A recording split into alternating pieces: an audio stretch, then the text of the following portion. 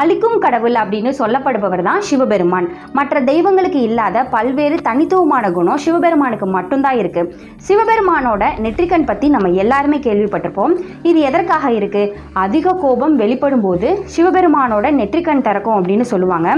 அந்த சமயத்துல எதிரில் இருக்கிறவங்க எரிஞ்சு சாம்பலாக்கப்படுவாங்க. இவ்வளவு ஏன், தமிழ் கடவுளான முருகன் கூட சிவபெருமானோட நெற்றிக்கண் தீப்பொறியிலிருந்து பிறந்தவர் தான் அப்படின்னும் புராணம் குறிப்பிடுது.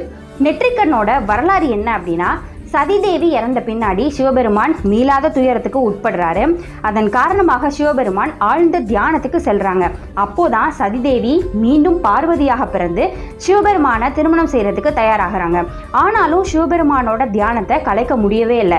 அப்போதான் அவரோட தியானத்தை கலைக்கணும் அப்படிங்கிறதுக்காக காமாதேவி அனுப்பி வைக்கப்படுறாங்க. அப்போ காமாதேவி அம்பால சிவபெருமானை தாக்க முயன்ற போது அவரோட நெற்றிக்கண் திறக்கப்பட்டு காமாதேவி எரிந்து சாம்பலாக்கப்பட்டாங்க அப்படின்னு